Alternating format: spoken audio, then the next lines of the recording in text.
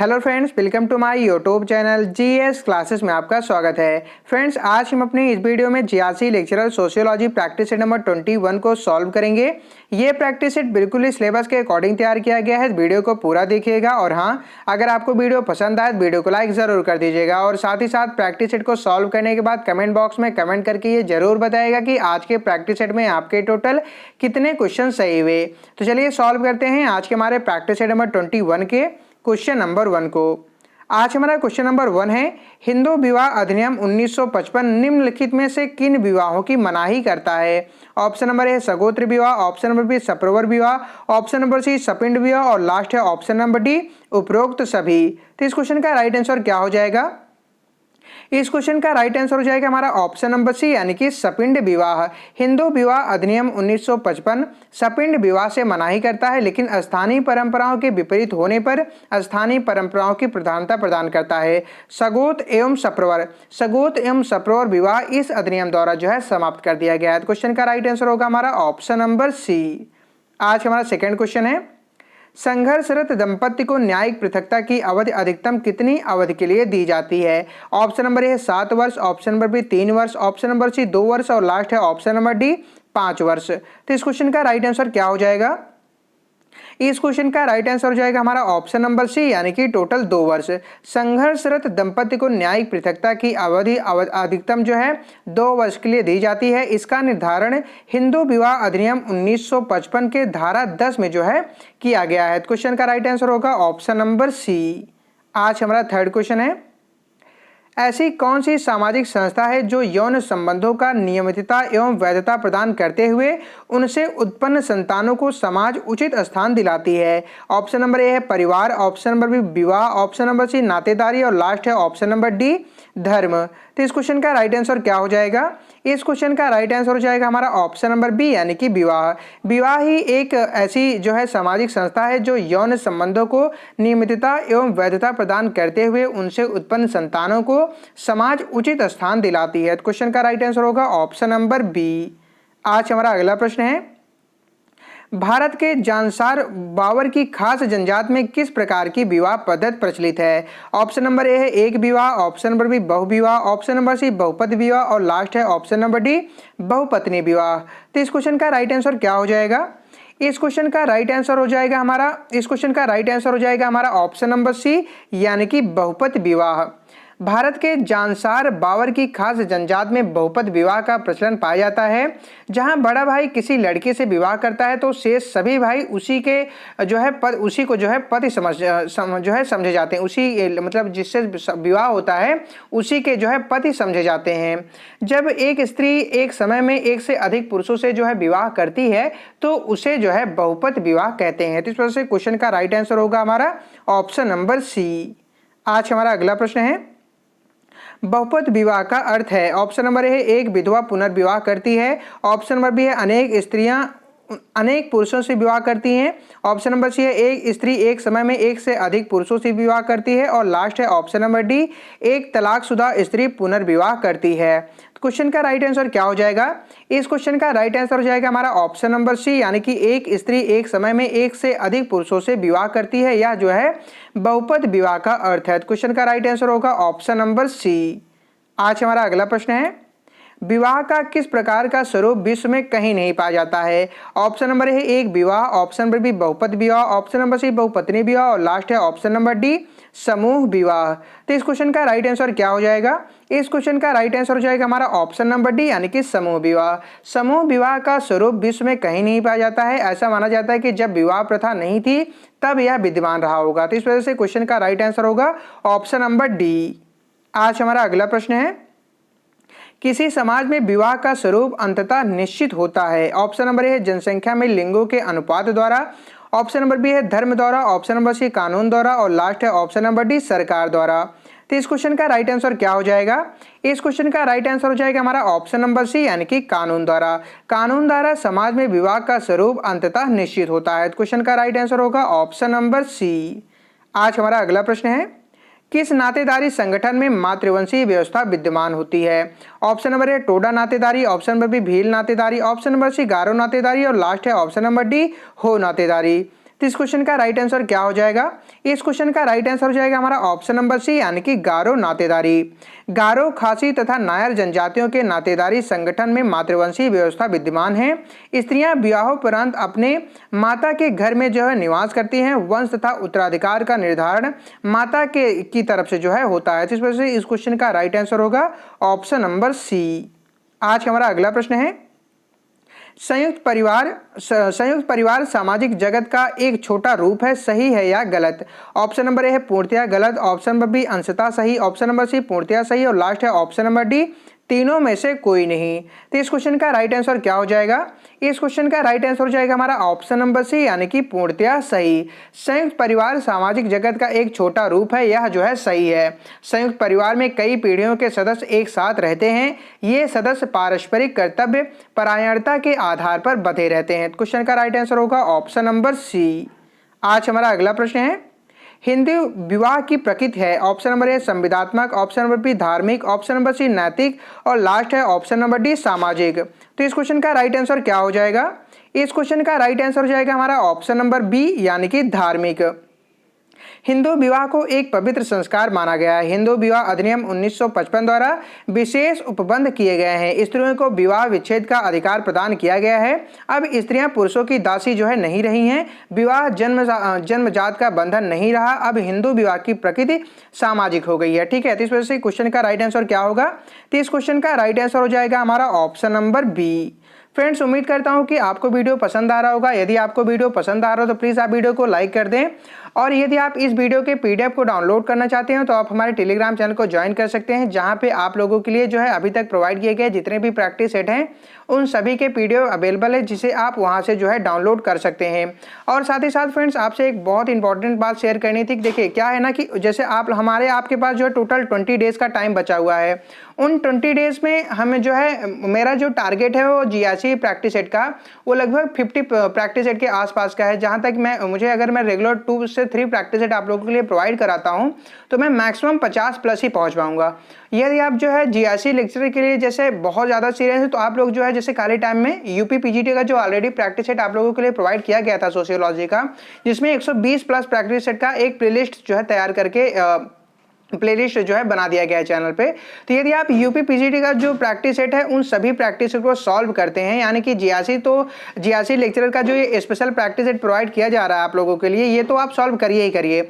उसके साथ साथ यूपी PGT का यदि आप जो है सारे प्रैक्टिस सेट को एक बार जो है सॉल्व कर लेते हैं तो आपको जो है GRC लेक्चरर में सफल होने से कोई नहीं रोक सकता, ये मेरा दावा है। ठीक है, क्योंकि उसमें बहुत ही ज़्यादा सिलेक्टिव क्वेश्चन जो है कवर करवाए गए हैं। और ये जो GRC का प्रैक्टिस सेट प्रोवाइड कराया जा रहा है ये सिलेबस के अकॉर्डिंग तैयार करवाया जा रहा है, यानी कि चैप्टर वाइज करवाया जा रहा है। तो पता नहीं हम फाइनल तक पहुँच पाएंगे क्योंकि समय बहुत कम बचा हुआ है, बट यूपी PGT में मैक्सिमम चीज़ें जो है कवर करवाई गई। तो आप लोग यूपी PGT का प्लेलिस्ट जो है जरूर सारे, अगर 120 क्वेश्चन है अगर आप सारे सॉल्व करते हैं तो आपको निश्चित ही बहुत ज़्यादा जो है प्रॉफिट होने वाला है। ठीक है, तो आप लोग जरूर सॉल्व करिए। ठीक है, तो चलिए बढ़ते हैं आज के अपने नेक्स्ट क्वेश्चन की तरफ। आज का हमारा नेक्स्ट क्वेश्चन है, मुस्लिम विवाह का स्वरूप इनमें से कौन नहीं है? ऑप्शन नंबर ए दिया गया है मुता, ऑप्शन नंबर बी फासिद, ऑप्शन नंबर सी जिहर और लास्ट है ऑप्शन नंबर डी बालित। तो इस क्वेश्चन का राइट आंसर क्या हो जाएगा हमारा? इस क्वेश्चन का राइट आंसर हो जाएगा हमारा ऑप्शन नंबर सी, यानी कि जिहर। मुस्लिम विवाह के निम्नलिखित 4 प्रकार हैं। पहला है निकाह, दूसरा है मुता, तीसरा है फासिद तथा चौथा है बातिल। ठीक है, निकाह को सही विवाह कहते हैं। निकाह को जो है सही विवाह कहते हैं। यह अस्थाई प्रकृति का है। मुता अस्थाई प्रकार का विवाह है जो शियाओं में प्रचलित है। जब कोई मुसलमान 5वीं स्त्री से, किसी मूर्ति पूजन स्त्री से या बिना जो है गवाहों की उपस्थिति के विवाह कर ले तो ऐसा विवाह जो है फासिद विवाह कहलाता है। वह विवाह जो शारीरिक जो है शरीयत, ठीक है, शारीरिक नहीं, वह विवाह जो शरीयत, क्या है, शरीयत, एक शरीयत शब्द है, वह विवाह जो शरीयत अधिनियम के अनुसार न किया गया हो बालिद या अवैध विवाह जो है माना जाता है। तलाक हुआ, इज़्मा, जिहर, खुला, मुबारत, लियान तथा तलाक़े तफबीज मुसलमानों में तलाक के स्वरूप हैं। ठीक है, तो इस वजह से क्वेश्चन का राइट आंसर होगा हमारा ऑप्शन नंबर सी। आज हमारा अगला प्रश्न है, अपनी जात के अंदर विवाह करने की अनिवार्यता को कहते हैं। ऑप्शन नंबर ए अंतर जातीय विवाह, ऑप्शन नंबर बी जातीय अंतर विवाह, ऑप्शन नंबर सी बहिर्विवाह और लास्ट है ऑप्शन नंबर डी बहुविवाह। तो इस क्वेश्चन का राइट आंसर क्या हो जाएगा? इस क्वेश्चन का राइट आंसर हो जाएगा हमारा ऑप्शन नंबर बी यानी कि जाति अंतर विवाह। अपनी जात के अंदर विवाह करने की अनिवार्यता को जो है जाति अंतर विवाह कहते हैं। क्वेश्चन का राइट आंसर होगा ऑप्शन नंबर बी। आज हमारा अगला प्रश्न है, विभिन्न जातियों के दो व्यक्तियों के परस्पर विवाह को कहते हैं। ऑप्शन नंबर ए दिया गया अंतर जातीय विवाह, ऑप्शन नंबर बी जातीय अंतर विवाह, ऑप्शन नंबर सी बहिर्विवाह और लास्ट है ऑप्शन नंबर डी बहुविवाह। तो इस क्वेश्चन का राइट आंसर क्या हो जाएगा? इस क्वेश्चन का राइट आंसर हो जाएगा हमारा ऑप्शन नंबर ए यानी कि अंतरजातीय विवाह। विभिन्न जातियों के दो व्यक्तियों के परस्पर विवाह को अंतरजातीय विवाह कहते हैं। क्वेश्चन का राइट आंसर होगा ऑप्शन नंबर ए। आज हमारा अगला प्रश्न है, परिवार का सर्वाधिक आवश्यक सामाजिक कार्य है। तो परिवार का सर्वाधिक आवश्यक सामाजिक कार्य क्या है? इस क्वेश्चन का राइट आंसर हो जाएगा हमारा ऑप्शन नंबर सी यानी कि परिवार का सर्वाधिक आवश्यक सामाजिक कार्य संतानों उत्पत्ति और संतान का पालन पोषण है। क्वेश्चन का राइट आंसर होगा ऑप्शन नंबर सी। आज हमारा अगला प्रश्न है, आणविक परिवार तथा गृहस्थ परिवार का विभाजन किसने किया? ऑप्शन नंबर ए है जिमरमैन ने, ऑप्शन नंबर बी है बर्गेस एवं लॉक ने, ऑप्शन नंबर सी है जीपी मर्डॉक ने और लास्ट है option number D Karl Marx ने। तो इस क्वेश्चन का राइट आंसर क्या हो जाएगा? इस क्वेश्चन का राइट आंसर हो जाएगा हमारा ऑप्शन नंबर ए यानी कि जिमरमैन ने। जिमरमैन ने अपनी पुस्तक फैमिली एंड सिविलाइजेशन 1947 अपनी पुस्तक फैमिली एंड सिविलाइजेशन 1947 में आणविक व लघु परिवार की संज्ञा दी है। इसके अनुसार गृहस्थ परिवार धरोहरधारी एवं आणविक परिवार का एक रूप है जिसमें इन दोनों परिवार की कुछ विशेषताएं मिलती हैं। आणविक तथा गृहस्थ परिवार का विभाजन जिमरमैन ने किया है। ठीक है, तो क्वेश्चन का राइट आंसर क्या हो जाएगा? इस क्वेश्चन का राइट आंसर होगा हमारा ऑप्शन नंबर ए। आज हमारा अगला प्रश्न है, व्यष्टिक परिवार की अवधारणा किसने प्रस्तुत की है? ऑप्शन नंबर ए मर्डॉक ने, ऑप्शन नंबर बी जिमरमैन ने, ऑप्शन नंबर सी दुर्खीम ने और लास्ट है ऑप्शन नंबर डी वार्नर ने। तो इस क्वेश्चन का राइट आंसर क्या हो जाएगा? इस क्वेश्चन का राइट आंसर हो जाएगा हमारा ऑप्शन नंबर बी यानी कि जिमरमैन ने। जिमरमैन ने व्यष्टिक परिवार की अवधारणा प्रस्तुत की है। क्वेश्चन का राइट आंसर होगा ऑप्शन नंबर बी। आज हमारा अगला प्रश्न है, विशेष विवाह अधिनियम किस सन में पारित हुआ? ऑप्शन नंबर है 1960 में, ऑप्शन नंबर बी 1955 में, ऑप्शन नंबर सी 1954 में और लास्ट है ऑप्शन नंबर डी 1970 में। तो इस क्वेश्चन का राइट आंसर क्या होगा? इस क्वेश्चन का राइट आंसर हो जाएगा हमारा ऑप्शन नंबर सी यानी कि 1954 में। भारत की संसद ने विशेष विवाह अधिनियम 1954 के तहत भारत के लोगों और विदेशी देशों में सभी भारतीय नागरिक चाहे वह किसी भी धर्म या विश्वास को मानते हों के लिए विशेष रूप से विवाह करने के लिए अधिनियमित किया है। इस अधिनियम के 3 मुख्य उद्देश्य हैं। पहला है कुछ मामलों में विशेष रूप का शादी करना, दूसरा है कुछ विवाहों के पंजीकरण के लिए तथा तीसरा है तलाक प्रदान करने के लिए। क्वेश्चन का राइट आंसर होगा ऑप्शन नंबर सी। आज हमारा अगला प्रश्न है, भारत में बाल विवाह निरोधक अधिनियम सबसे पहले कब पारित किया गया? ऑप्शन नंबर ए सन 1917 में, ऑप्शन नंबर बी सन 1929 में, ऑप्शन नंबर सी सन 1936 में और लास्ट है ऑप्शन नंबर डी सन 1942 में। तो इस क्वेश्चन का राइट आंसर क्या हो जाएगा? इस क्वेश्चन का राइट आंसर हो जाएगा हमारा ऑप्शन नंबर बी यानी कि सन 1929 में। हरबिलास शारदा 1867 से 1955 ईस्वी के अथक प्रयासों के फलस्वरूप तत्कालीन ब्रिटिश सरकार द्वारा सन 1929 ईस्वी में बाल विवाह निरोधक कानून पास किया गया। यह कानून अप्रैल 1930 को लागू हुआ, जो शारदा एक्ट के नाम से प्रसिद्ध है। क्वेश्चन का राइट आंसर होगा ऑप्शन नंबर बी। आज हमारा अगला प्रश्न है, प्रवर का क्या तात्पर्य है? ऑप्शन नंबर ए समान गोत्र, ऑप्शन नंबर बी जनजातियों में श्रेष्ठ, ऑप्शन नंबर सी वर चयन की प्रक्रिया और लास्ट है ऑप्शन नंबर डी समान पूर्वज एवं समान ऋषियों के नाम का उच्चारण करने वाले। तो इस क्वेश्चन का राइट आंसर क्या हो जाएगा? इस क्वेश्चन का जो राइट आंसर होगा वह होगा हमारा ऑप्शन नंबर डी, यानी कि प्रवर के अंतर्गत वे व्यक्ति आते हैं जिनके पूर्वज अथवा ऋषि एक हों, अर्थात उनका समान पूर्वज अथवा ऋषियों से आध्यात्मिक संबंध हो। ऐसे लोग अपने को उसी पूर्वज से संबंधित मानने के कारण आपस में विवाह नहीं करते हैं। क्वेश्चन का राइट आंसर होगा ऑप्शन नंबर डी।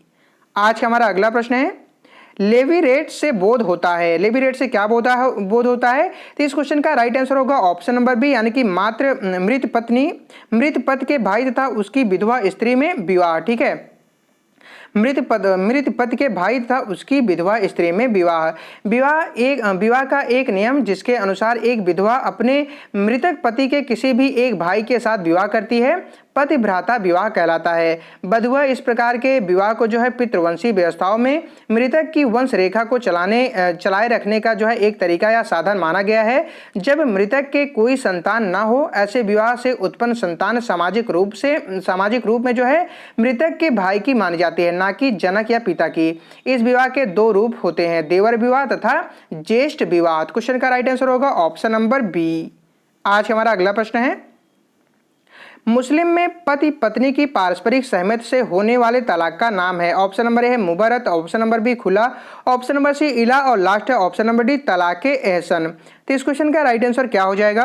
इस क्वेश्चन का राइट आंसर हो जाएगा हमारा ऑप्शन नंबर ए यानी कि मुबरअत। मुबरअत प्रकार के विवाह में विच्छेद पति पत्नी की पारस्परिक सहमति की इच्छा से होती है। इसमें खुला की भांति केवल स्त्री की इच्छा ही आवश्यक नहीं होती, बल्कि दोनों की इच्छा आवश्यक होती है। खुला के अंतर्गत जब पत्नी को विवाह विच्छेद की इच्छा है और उसके पति पर जो है राजी हो जाता है या उसका पति जो है इस पर राजी हो जाता है, तो वह अपने पति को जो है महर वापस चुका देती है और अपने आप को जो है विवाह बंधन से जो है स्वतंत्र कर लेती है। क्वेश्चन का राइट आंसर क्या होगा? क्वेश्चन का राइट आंसर हो जाएगा हमारा ऑप्शन नंबर ए। आज हमारा अगला प्रश्न है, हिंदू विवाह के निम्नलिखित प्रकारों में कौन सा उत्कृष्ट कोटि का विवाह नहीं माना गया है? ऑप्शन नंबर ए है ब्रह्म विवाह, ऑप्शन नंबर बी दैव विवाह, ऑप्शन नंबर सी गांधर्व विवाह और लास्ट है ऑप्शन नंबर डी आर्ष विवाह।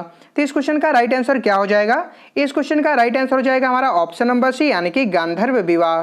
हिंदू धर्म शास्त्रों में ब्रह्म विवाह, प्रजापति विवाह, दैव विवाह और आर्ष विवाह को श्रेष्ठ तथा गंधर्व विवाह, असुर विवाह, राक्षस विवाह तथा पैशाच विवाह को हीन माना गया है। क्वेश्चन का राइट आंसर होगा ऑप्शन नंबर सी। फ्रेंड्स, आपसे एक इंपॉर्टेंट जो है इंफॉर्मेशन शेयर करनी थी कि यदि आप जो है जीआरसी लेक्चरर का मॉक टेस्ट देना चाहते हैं तो आप हमारे टेलीग्राम को चैनल को ज्वाइन कर लीजिए। कल शाम को जो है जो फुल लेंथ का फर्स्ट मॉक टेस्ट कंडक्ट हुआ था, उसमें लगभग 200 से 250 मेंबर ने पार्टिसिपेट किया था, जिनका जो है काफ़ी अच्छा रिस्पांस देखने को मिला है। मैक्सिमम मेंबर्स का जो मार्क्स देखने को मिला है वो 100 प्लस देखने को मिला है आउट ऑफ 120। ठीक है, तो यदि आप लोग हमारे चैनल पर पहली बार विजिट कर रहे हैं तो आप लोग जो है टेलीग्राम चैनल को जरूर ज्वाइन कर लीजिए। उससे आपको बहुत प्रॉफिट होने वाला है, क्योंकि आपको वहां पे हमारे सभी पीडीएफ जो है अवेलेबल हैं। आपको रेगुलर जो है एक मॉक टेस्ट देखने को मिलेगा, प्रत्येक संडे आपको एक फुल लेंथ मॉक टेस्ट देखने को मिलेगा। और जीआरसी एग्जाम के पहले मैं आप लोगों के लिए total 5 full length mock test conduct करवाएंगा, जो ऑलरेडी 1 जो है कंडक्ट हो चुका है। अब total 4 mock test full length के कंडक्ट होंगे। तो ठीक है, मॉक टेस्ट में पार्टिसिपेट करने के लिए टेलीग्राम चैनल को जरूर ज्वाइन कर लीजिए। टेलीग्राम चैनल का लिंक वीडियो के डिस्क्रिप्शन बॉक्स में प्रोवाइड करा दिया गया है। बढ़ते हैं आज के अपने अगले प्रश्न की तरफ। आज हमारा अगला प्रश्न है, मुस्लिम विवाह विच्छेद अधिनियम किस वर्ष अस्तित्व में आया? ऑप्शन नंबर है 1939 में, ऑप्शन नंबर बी 1942 में, ऑप्शन नंबर सी 1955 में और लास्ट है ऑप्शन नंबर डी 1961 में। तो इस क्वेश्चन का राइट आंसर क्या हो जाएगा? इस क्वेश्चन का राइट आंसर हो जाएगा हमारा ऑप्शन नंबर ए यानी कि 1939 में। मुस्लिम विवाह विच्छेदन अधिनियम 1939 में मुस्लिम स्त्री को निम्नलिखित आधारों पर तलाक देने की छूट देते हैं, जैसे पति भरण पोषण करने में असमर्थ हो, 7 वर्ष से अधिक जेल में हो, नपुंसक हो, पागल हो, कुष्ठ रोग से ग्रसित हो या क्रूरतापूर्ण व्यवहार करता हो, धार्मिक कार्यों में बाधा डालता हो या एकाधिक पत्नियां होने पर जो है सबके साथ समान व्यवहार ना करता हो। ठीक है, तो इस क्वेश्चन का राइट आंसर क्या होगा? क्वेश्चन का राइट आंसर होगा हमारा ऑप्शन नंबर ए। आज हमारा अगला प्रश्न है, न्योता भेंट नातेदारी प्रथा जिसके अंतर्गत जितना रुपया नगद लिया जाता है उतना ही लौटाकर भेंट में दिया जाता है। न्योता रजिस्टर बनाए जाते हैं जो पीढ़ियों तक सुरक्षित रहते हैं। यह प्रथा भारत के किस क्षेत्र में पाई जाती है? तो यह प्रथा जो है भारत के किस क्षेत्र में पाई जाती है? क्वेश्चन का राइट आंसर होगा ऑप्शन नंबर ए यानी कि उत्तरी क्षेत्र में। ऐसी प्रथा भारत की उत्तरी क्षेत्र में पाई जाती है जहां न्योता तथा भेंट में जितना रुपया नगद लिया जाता है उतना ही लौटाकर भेंट में जो है दिया जाता है। तो इस वजह से क्वेश्चन का राइट आंसर होगा ऑप्शन नंबर ए। आज हमारा अगला प्रश्न है, यदि सभी पुरुष संबंधियों की तुलना में मामा का भांजे या भांजी के जीवन में सर्वप्रमुख स्थान दिया जाता है तो इस शर्त को कहा जाता है। तो इस शर्त को क्या कहा जाता है? तो इस क्वेश्चन का जो राइट आंसर होगा वह क्या होगा? तो इस क्वेश्चन का राइट आंसर हो जाएगा हमारा ऑप्शन नंबर ए यानी कि मातलेव कहा जाता है। मातलेव प्रथा मात्र सत्तात्मक परिवारों में पाई जाती है जहां मामा अपने भांजे या भांजियों के जीवन में प्रमुख स्थान रखता है। संपत्ति मामा से भांजे को स्थानांतरित की जाती है। यदि इस प्रकार सभी पुरुष संबंधियों की तुलना में मामा को भांजे या भांजियों के लिए सर्वप्रमुख प्रमुख स्थान हो तब उस प्रथा को मातलेय प्रथा कहा जाता है और मामा की ऐसी सत्ता को मातुल सत्तात्मक जो है कहते हैं। क्वेश्चन का राइट आंसर होगा हमारा ऑप्शन नंबर ए। आज हमारा अगला प्रश्न है, विवाह अति व्यक्तिगत प्रकार की व्यक्तिगत संतुष्टि का उपकरण मात्र नहीं बल्कि एक सामाजिक क्रियाविध भी है जिसे सामाजिक दृढ़ता को पोषित करने हेतु रचा गया। विवाह के संबंध में यह कथन दिया गया था। यह कथन किसके द्वारा दिया गया है? तो इस क्वेश्चन का राइट आंसर होगा हमारा ऑप्शन नंबर डी, यानी कि एंडरसन और पार्कर ने। ठीक है, एंडरसन और पार्कर ने अपनी कृत सोसाइटी एट्स ऑर्गेनाइजेशन एंड ऑपरेशन में विवाह के महत्व को रेखांकित करते हुए कहा है कि विवाह अपने साथ आमतौर पर जुड़े सार्वजनिक समारोह के माध्यम से विभिन्न समाजों व व्यक्तियों के लिए परिणय संबंध के महत्व की पहचान की है। यह समारोह समाज के नियंत्रण का संकेत देता है। इसका धूमधाम विवाहित जोड़े को उसे जो है प्रतिबद्धता के महत्व को स्वीकारने के लिए विवश करता है, जिसकी गंभीरता उसे परस्पर एक दूसरे से जोड़ता है। क्वेश्चन का राइट आंसर होगा ऑप्शन नंबर डी। आज हमारा अगला प्रश्न है, निम्नलिखित विद्वानों में किसने ऐतिहासिक परिप्रेक्ष्य में हिंदू परिवारों का अध्ययन किया? तो किसने किया? तो इस क्वेश्चन का राइट आंसर होगा ऑप्शन नंबर डी, यानी कि इरावती कर्वे ने। भारत में नातेदारी संगठन किनशिप ऑर्गेनाइजेशन इन इंडिया के अतिरिक्त इरावती कर्वे की अन्य पुस्तक हिंदू समाज एक विवेचन भी चर्चा का विषय रहा है, जो ऐतिहासिक परिप्रेक्ष्य पर जो है आधारित है। इस पुस्तक में कर्वे ने भारतीय संस्कृत साहित्य और इतिहास की सामग्री प्रचुर मात्रा में उपयोग किया है। वहीं दूसरी ओर उन्होंने जो है जातियों के साथ साथ समकालीन समाजशास्त्री एवं मानव शास्त्री आनुभविक अध्ययन सामग्री का भी व्यापक प्रयोग किया है। क्वेश्चन का राइट आंसर होगा ऑप्शन नंबर डी। आज हमारा अगला प्रश्न है, निम्नलिखित में किस विद्वान ने 250 समाजों का अध्ययन करके विवाह के उद्देश्यों को स्पष्ट किया? तो ऑप्शन नंबर ए दिए गए Westermarck, option number B Lowie, option number C Murdock और लास्ट है ऑप्शन नंबर डी बर्गेस। तो इस क्वेश्चन का राइट आंसर क्या होगा? इस क्वेश्चन का राइट आंसर हो जाएगा हमारा ऑप्शन नंबर सी, यानी कि मर्डॉक ने।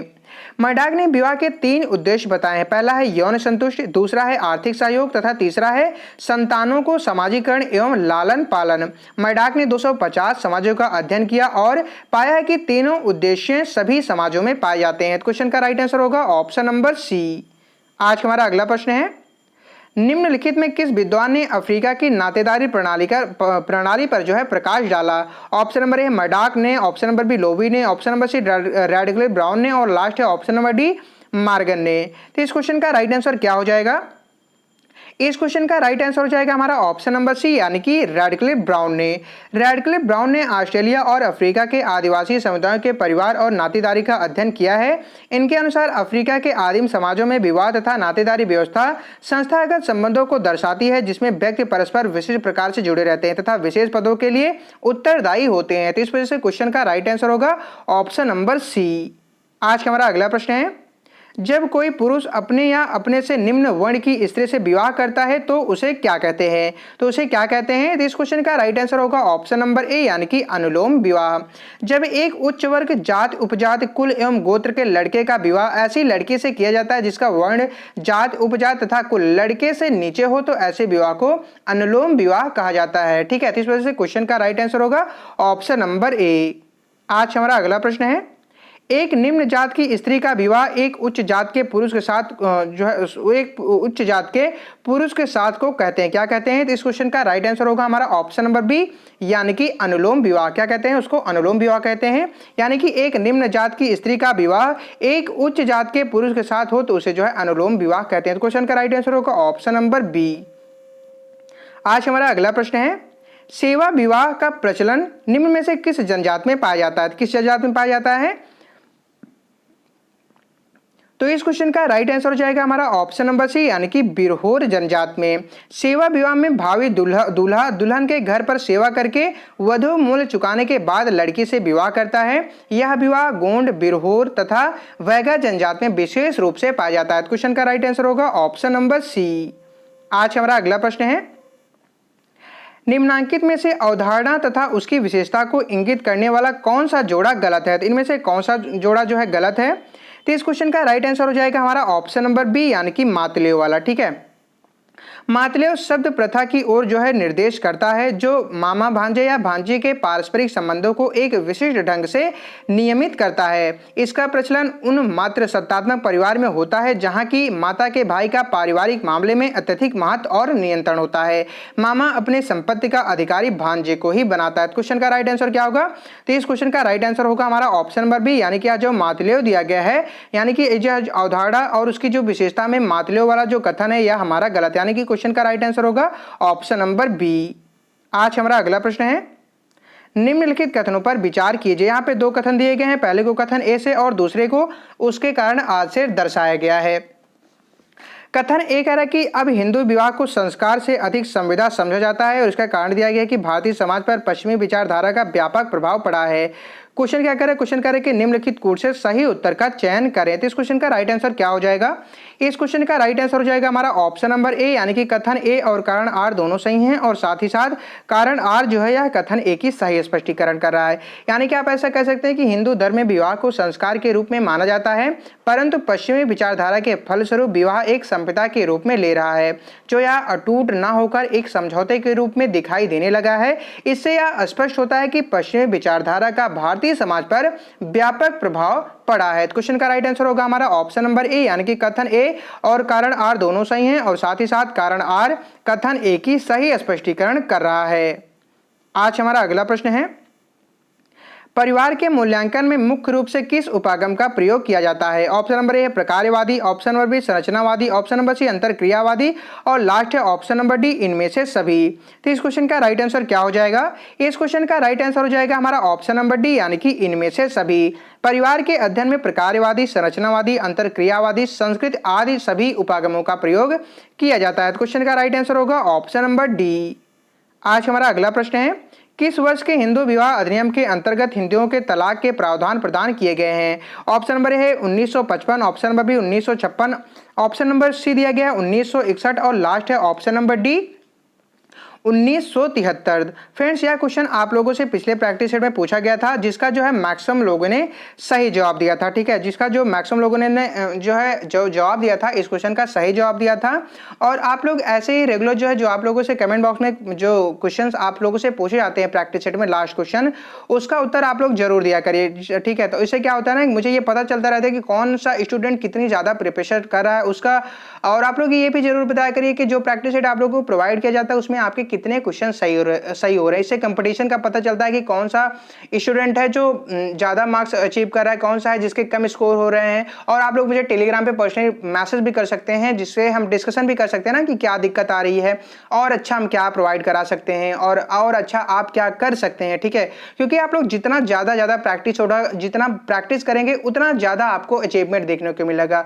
जितना अपने आपको खुद को समय देंगे उतना ज्यादा आपको प्रॉफिट देखने को मिलेगा। खुद को समय देना सीखिए, खुद के ऊपर जितना टाइम देंगे एजुकेशन से रिलेटेड, जितना खुद को जो है जितना कहा नहीं जाता कि जितना पसीना बहाएंगे उतना ज्यादा सफल होंगे। ठीक है, पसीना तो हम खुद फील करते हैं, बट जो कहते नहीं कि एसी में अगर अपन बैठे हैं तो उसकी हवा जो होती है ना वो बाहर वालों को मिलती रहती है, बट रियल हवा जो है वो आप ही को मिलेगी। तो इस वजह से आप लोग संघर्ष करें, मेहनत करें, खूब मेहनत करें, खूब प्रैक्टिस करें, जिससे आपको जो है जीआरसी में कोई फेल ना कर सके। ठीक है, तो आइए जानते हैं कि इस क्वेश्चन का राइट आंसर क्या होगा। क्वेश्चन पूछ रहा है कि किस वर्ष के हिंदू विवाह अधिनियम के अंतर्गत हिंदुओं के तलाक के प्रावधान प्रदान किए गए हैं? तो इस क्वेश्चन का राइट आंसर होगा ऑप्शन नंबर ए, यानी कि 1955 में। वर्ष 1955 के हिंदू विवाह अधिनियम के अंतर्गत हिंदुओं के तलाक के प्रावधान प्रदान किए गए हैं। क्वेश्चन का राइट आंसर होगा ऑप्शन नंबर ए। आज हमारा लास्ट प्रश्न है, नातेदारी की किस रीत में भतीजा बुआ की संपत्ति का उत्तराधिकारी होता है? ऑप्शन नंबर ए है मातलेय, ऑप्शन नंबर बी है पितृश्रेय, ऑप्शन नंबर सी कावेड और लास्ट है ऑप्शन नंबर डी इनमें से कोई नहीं। फ्रेंड्स जैसा कि आपको पता है कि हमारे प्रैक्टिस सेट के लास्ट क्वेश्चन आप लोगों से पूछे जाते हैं, यानी कि इस क्वेश्चन का राइट आंसर क्या होगा आप लोगों को कमेंट बॉक्स में कमेंट करके बताना होगा कि क्वेश्चन का राइट आंसर क्या होगा। और आप लोग क्वेश्चन का जो जवाब होगा सही होगा या गलत, आपको आता है नहीं आता है वो बात की बात है। आप लोग कमेंट में अपना जो भी ओपिनियन हो उसको जरूर शेयर करिए। ठीक है, तो चलिए मिलते हैं आपसे नेक्स्ट वीडियो में, तब तक के लिए जय हिंद, वंदे मातरम।